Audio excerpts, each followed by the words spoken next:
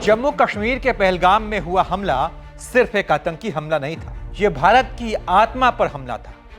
26 निर्दोषों को सिर्फ इसलिए मार दिया गया क्योंकि वो हिंदू थे, क्योंकि वो पर्यटक थे, क्योंकि वो भारतीय थे, क्योंकि वो शांति चाहते थे। और अब हमले की गूंज सिर्फ भारत में नहीं बल्कि पूरी दुनिया में सुनाई दे रही है। और भारत इसमें अकेला नहीं है।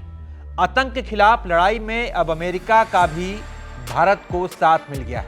अमेरिका भारत के साथ कंधे से कंधा मिलाकर खड़ा है। एक ऐसा देश जिसने दुनिया के कोने कोने में आतंकियों को खोज निकाला, अब वही अमेरिका भारत को खुलेआम समर्थन दे रहा है। और यह ऐलान किया है अमेरिका की खुफिया प्रमुख तुलसी गबार्ड ने। तुलसी गबार्ड ने एक्स यानी जिसका नाम ट्विटर था, उस पर लिखती हैं कि इस भयावह इस्लामी आतंकी हमले के बाद हम भारत के साथ एकजुट हैं, जिसमें पहलगाम में 26 हिंदुओं को निशाना बनाकर मार डाला गया। हम इस हमले के दोषियों को दबोचने में भारत की मदद करेंगे। ये शब्द नहीं है जो इन्होंने कहा है, जो लिखा है, ये शब्द नहीं है।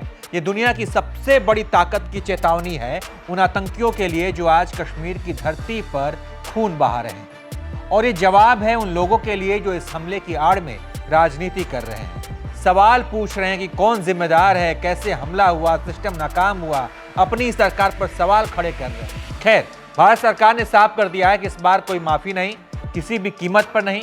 पाकिस्तान पर सख्त पाबंदियां लग चुकी हैं, कूटनीतिक मोर्चे पर घेरा जा चुका है और अब अमेरिका का साथ मिलना यह साबित करता है कि आतंक के खिलाफ भारत की जंग अब अकेली नहीं रही। और ये सब उस वक्त हुआ, ये जो ऐलान किया उन्होंने, उनकी खुफिया प्रमुख ने, ये सब तब हुआ जब कुछ समय पहले एक पाकिस्तानी पत्रकार ने अमेरिका के स्टेट डिपार्टमेंट से सवाल पूछना चाहा, लेकिन प्रवक्ता टेमी ब्रूस ने मुंह मोड़ लिया और साफ कहा कि अमेरिका स्टैंड्स विद इंडिया।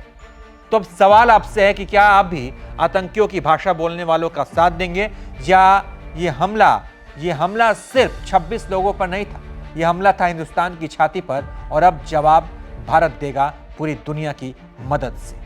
बहरहाल आप इस पर क्या सोचते हैं, अपनी राय बताइए और देखते रहिए आप एबीपी लाइव।